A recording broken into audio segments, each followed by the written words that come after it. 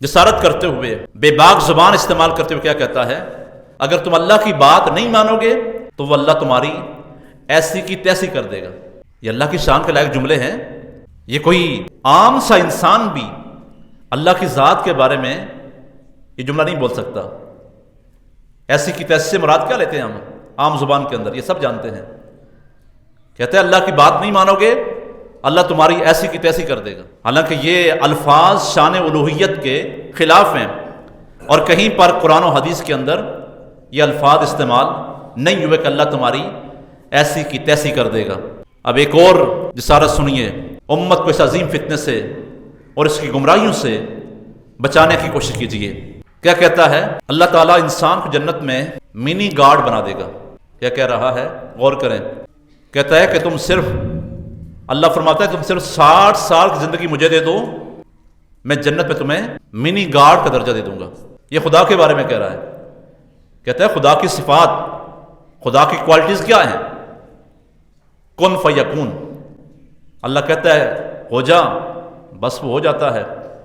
اللہ کہتا ہے تم مجھے 60 سال کی زندگی مجھے دے دو، میں جنت پہ تمہیں منی گاڈ بنا دوں گا، یعنی جو میری صفات ہوں گی وہ صفات میں تمہیں دے دوں گا۔ تو شرک کیا ہے؟ یہ شرک نہیں تو کیا ہے؟ یہ گمراہی نہیں تو کیا ہے؟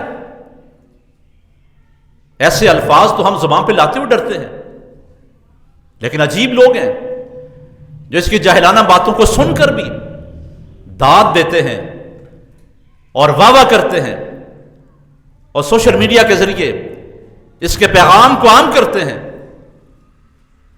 کیا کوئی انسان خدا کی ذات کے بارے میں یہ جملے بول سکتا ہے؟ یہ تو اللہ کی شان کے لائق جملے ہیں، شان الوہیت کے موافق ہیں۔ کوئی بھی ذی شعور انسان یہ سوچ بھی نہیں سکتا، لیکن یہ جاہل انسان اور گمراہ انسان اپنی گمراہیوں کو پھیلا رہا ہے۔ یہ چند نمونے میں نے آپ کے سامنے اللہ کی ذات کے بارے میں عرض کیے ہیں۔ اب چلتے ہیں حضور کی بارگاہ کے اندر، اس نے کیا کیا گل کھلائے ہیں اور کس انداز کے اندر آقا کریم کی شان کے اندر گستاخیوں کا اور گمراہیوں کا اور بے ادبیوں کا مرتکب ہو رہا ہے اور آگے بڑھتا جا رہا ہے۔ اور ایسا توہین امیز لہجہ جس کو کوئی عام انسان بھی حضور کی بارگاہ کے اندر استعمال کرنے کی جسارت اور جرت نہیں کر سکتا۔ حضور کے بارے میں کہہ رہا ہے، جب حضور نے تبلیغ شروع کی، دین کا پیغام پہنچانا شروع کیا، تو یہودیوں کے علماء جو تھے، پادری جو تھے، انہوں نے کہا یہ کل کا چھوکرا ہمیں دین سمجھائے گا۔ استغفر اللہ نعوذ باللہ۔ یہ سنیے، یہ کس کے بارے میں کہہ رہا ہے؟ امام الانبیاء تاجدار کائنات کے بارے میں کہہ رہا ہے، اور منسوب کدھر کر رہا ہے؟ کہ یہودیوں نے یہ کہا ہے کہ یہ کل کا چھوکرا نعوذ باللہ ہمیں دین سکھائے گا۔ اگر آج آپ کسی کو کہیں کہ یہ کل کا چھوکرا، کسی عالم کو کہیں، کسی بڑے انسان کو کہیں، اور کسی جاہل انسان کو، اسی کو کہیں، برا منائے گا۔ لیکن بارگاہ مصطفیٰ میں کیا لفظ استعمال کر رہا ہے؟ حالانکہ قرآن کے اندر، احادیث کے اندر کہیں پر حضور کی ذات کے بارے میں یہ لفظ استعمال نہیں ہوا ہے۔ اس کا اپنا استعمال کردہ یہ لفظ ہے، چھوکرا حضور کی بارگاہ میں استعمال کیا اس نے۔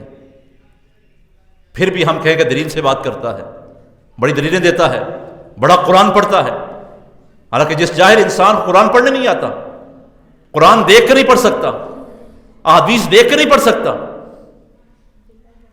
اور کسی مدرسے کے اندر، کسی عالم دین کے پاس، کسی استاد کے پاس پڑھا ہوا نہیں ہے، لیکن پھر بھی ہم سادہ لو عوام اس فتنے کا شکار ہو جائیں، کتنی بڑی گمراہی ہے۔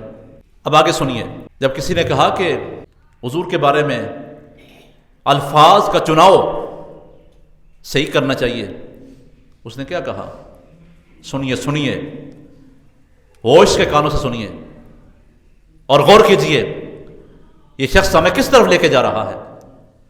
یہ دین کی خدمت ہے، یہ حضور کی محبت عام کی جا رہی ہے۔ کیا کہتا ہے؟